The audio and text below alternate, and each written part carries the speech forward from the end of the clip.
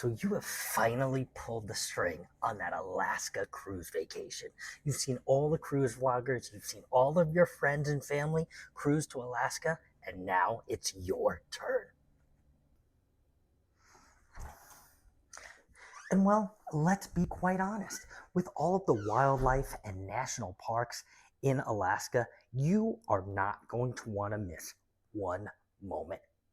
And now, in fact, if you decided to take that plunge and book that Alaska cruise for this year, well, you are one of just 1.6 million cruisers that are expected to cruise to Alaska this year. And I know you're looking all over the internet and YouTube for videos about Alaska. And I'm sure you've wasted tons of time watching videos that really don't tell you much. Well, you've come to this video and you've come to the right place, because I am going to give you the best compact tips, no BS, about Alaska before you get on that cruise ship to Alaska. So let's unpack them and let's get into it right now. All right, starting it hot off with number one. Now, this is something that's going to be a little bit different from your Caribbean cruises to your Alaska cruises, okay? And in between your Alaska ports, there is always something to see. And what do I mean?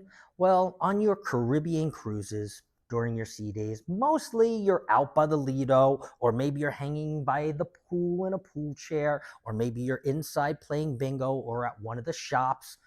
And in Alaska, for their sea days, it doesn't mean that you can't do that, but there is always something to see in between the ports in Alaska. Mostly wildlife. It could be breaching whales. It could just be the clean, crisp air that you're breathing in Alaska. So when you are going from port to port in Alaska, make sure you get outside on those open decks. And here's a bonus tip too. You can invest in those little travel binoculars. I think that's like 30 by 60, something like that. They're only like $20, $25 on Amazon. I'll try to link mine in the description, but I've had those for about 2 or 3 years. I've brought them both times I've went to Alaska, and they are key. Sometimes when you bring those big bulky binoculars, of course you can see further, but sometimes you don't even want to take them out of the room because they're so bulky and you might be doing something after. You're like, I don't want to drag my binoculars all around the ships. Well, the little travel size, they do just perfect, I promise. So if you are traveling to Alaska, make sure you get outside on the open decks and see Alaska for itself. All right, number two, coming in hot. All right, and my ladies, don't come for me when I say this, but dress like an onion. Let me say it again. Dress like an onion. And now, why did I say ladies don't come for me? Because in Alaska, I promise you, no matter what port you are in, you are going to be like a woman having hot flashes. You are going to be hot, you're going to be cold, you're going to be hot, you're going to be cold, you're going to be hot, you're going to be taking off clothes, you're going to be putting them on, and it is going to be very cold if you only have one layer and one jacket. Okay, so what do I mean by dress like an onion? Dress in layers, and dress in multiple layers. Okay, multiple t-shirts, multiple sweatshirts, a few hoodies on there, right? So you can peel them off and put them on as you would like. Now, here's an extra bonus tip. If you are going to Alaska and you have a little extra spending cash, I would hop on Amazon and I would invest in the Columbia 3-in-1 jacket. Okay, it's got 3 layers, so you can peel and put them on as you please. And if you look on Amazon, there are many different brands that offer a 3-in-1. Do your due diligence and read reviews and things like that. But I'm telling you, if you got an extra $50 or $100 laying around, invest in a 3-in-1 jacket and you will thank me, because that is like dressing in an onion all in one. And you don't have to end up bringing extra layers. But I'm telling you, bring extra layers and you will thank me in Alaska, and you won't be as cold as I was the first time. Because guess what? I didn't even bring a hat the first time. Lisa keeps growing. I didn't bring a hat. All right, number 3. Oh, my wellness people are going to be coming after me. Well, I'm actually one of them. But this is a place you probably would not think to pack this item, okay?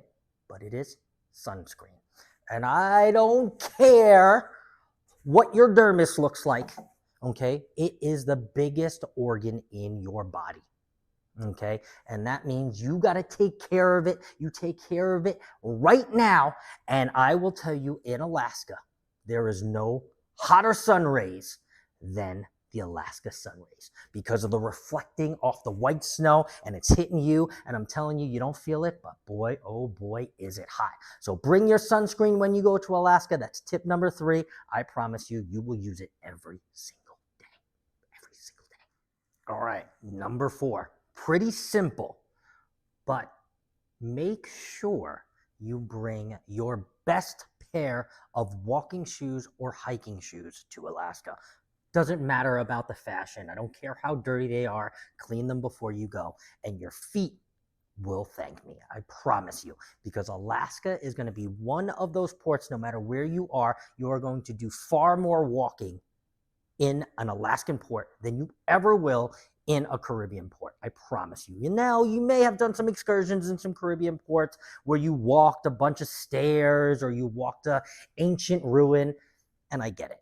But I promise you, Alaska, you will walk even more. And the terrain in Alaska is vastly different than the little pebbles and the sand in the Caribbean. So make sure you bring your best hikers or your best walking shoes to Alaska. I promise you, you will thank me, because it is not about fashion in Alaska. It's about comfort. And comfort starts with your feet. It really does. You know those little hand warmers, the ones that you pop and then it gets all hot and it stays hot for like 8 hours? Well, guess what? You can fly with those. You can also get on the cruise ship with those. And guess what? If you're going to Alaska, you are going to thank me, because boy, oh boy, they fit in pants pockets, they fit in shirt pockets, they fit in hoodie pockets, they fit in your hands, they fit in your back pockets. And ooh, do I wish I would have had a few of those on my last trip to Alaska. I promise you, they're like, I don't know, $8 for like 5 of them or something like that on Amazon. And if you have those, you will be pretty popular to those who don't. Can we hold hands? Can we hold hands? Bring your own hand warmers. So that's right.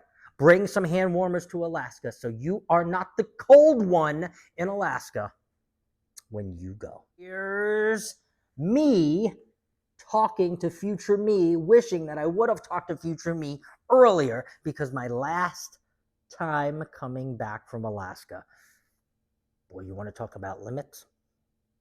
49.5 pounds. That's right. And I wasn't playing any of the, put your foot on the thing to make it lighter. I wasn't playing any of that. 49.5.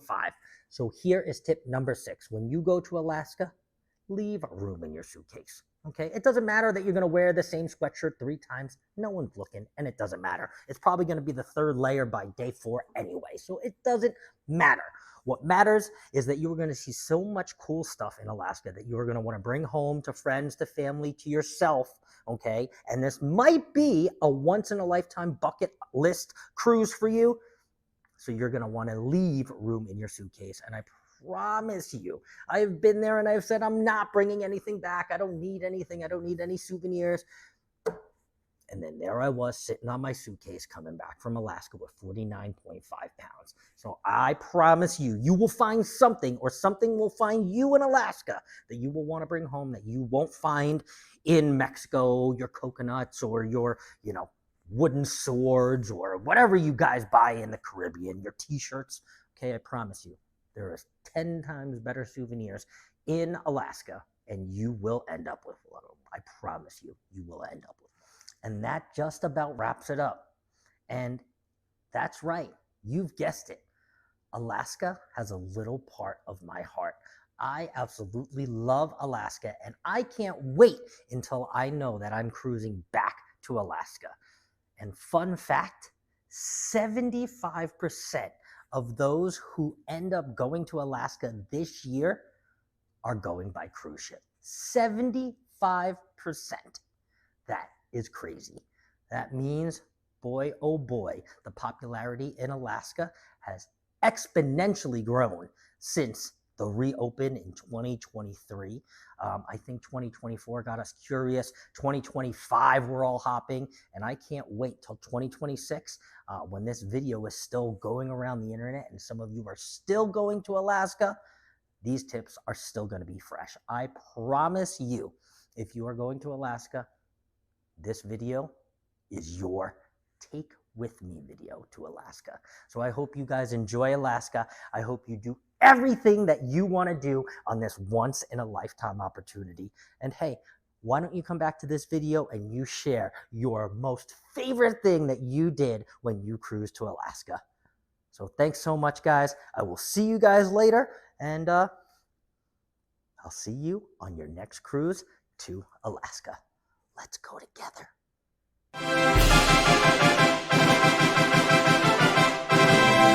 Get your popcorn and butter, and diet coke, less calories, and take your seat. Silent